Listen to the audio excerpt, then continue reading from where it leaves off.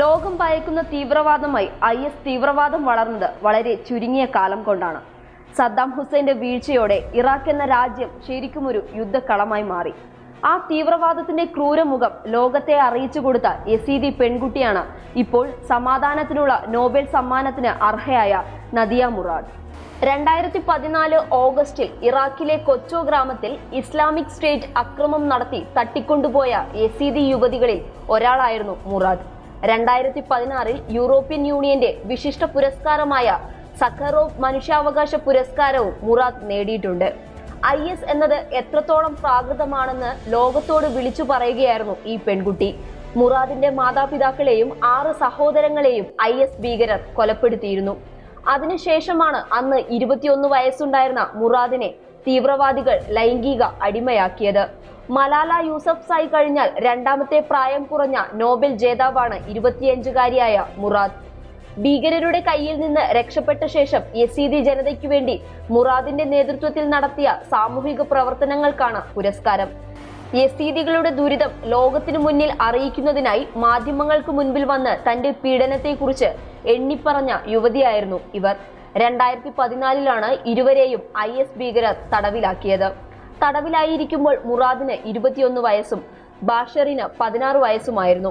തടവിൽ പാർപ്പിക്കപ്പെട്ട് നിരന്തരം പീഡനങ്ങൾക്കും ബലാത്സംഗത്തിനും ഇരയായ ഇവർ 20 മാസത്തിനു ശേഷമാണ് രക്ഷപ്പെട്ടത്.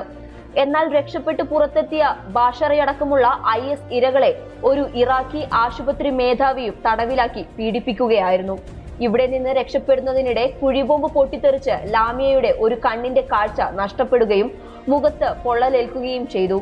യസീദികൾക്കു നേരെയുള്ള ആക്രമണത്തിൽ ലോക സമൂഹം കാണിക്കുന്ന നിസ്സംഗതയിൽ നദിയ പൊതുവേദികളിൽ പ്രതിഷേധിച്ചിരുന്നു. ഈ പ്രതിഷേധമാണ് ലോകത്തിനു മുൻപിൽ യസീദി പെൺകുട്ടികൾ എത്രത്തോളം പീഡനത്തിന് ഇരയാകുന്നുണ്ട് എന്ന വിവരം വെളിച്ചത്ത് കൊണ്ടുവന്നത്.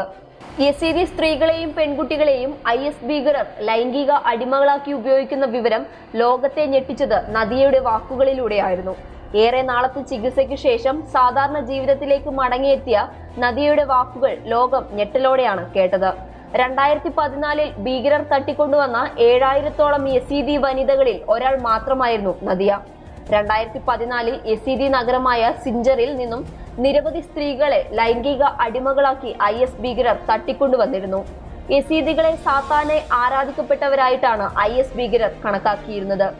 മൊസൂളിൽ നിന്നും 120 കിലോമീറ്റർ മാത്രം അകലെയുള്ള സിഞ്ചർ ISന്റെ ശക്തി കേന്ദ്രമായിരുന്നു. ഇവിടെ 8 വയസ്സുകാരി പെൺകുട്ടിയെ പോലും IS ഭീകരർ ലൈംഗികമായി ഉപയോഗിക്കുകയായിരുന്നു. IS വിരുദ്ധ പോരാട്ടത്തിൽ ലോകം ഇന്നേറെ മുന്നേറിയിട്ടുണ്ട്. ശക്തി കേന്ദ്രങ്ങളിൽ നിന്നും IS തൂത്തെറിയപ്പെട്ടു. ഇങ്ങനെ IS വിരുദ്ധ പോരാട്ടത്തിലേക്ക് ലോകത്തെ നയിച്ചതിൽ നദിയ മുറാദിന്റെ വാക്കുകൾക്ക് നിർണായക റോളുണ്ട്. മതത്തിന്റെ പേരിൽ പീഡിപ്പിക്കപ്പെടുന്ന, വംശഹത്യക്ക് ഇരയാകുന്ന, മാനഭംഗം ചെയ്യപ്പെടുന്ന, അടിമകളാക്കപ്പെടുന്ന ജനതയുടെ പ്രതീകമായിരുന്നു അവൾ. പിടിയിലായ ഭീകരിൽ യസീദി വംശഹത്യക്ക് ചുക്കാൻ പിടിച്ചവരെയും പെൺകുട്ടികളെ അടിമകളാക്കിയവരെയും പ്രത്യേകം വിചാരണ ചെയ്യണമെന്ന് ആവശ്യപ്പെട്ടിരുന്നു.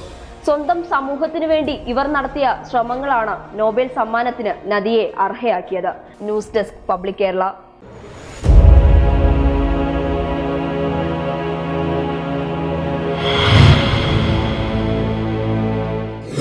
Public Kerala short film festival 2019 കഴിവുറ്റ പ്രതിഭകളെ കണ്ടെത്താൻ public Kerala short film festival 30 minute താഴെയുള്ള ഇംഗ്ലീഷ് സബ്ടൈറ്റിലോട് കൂടിയ ഹ്രസ്വചിത്രങ്ങൾ ക്ഷണിക്കുന്നു. കൂടുതൽ വിവരങ്ങൾക്ക് ബന്ധപ്പെടുക 7994422656 9495949878.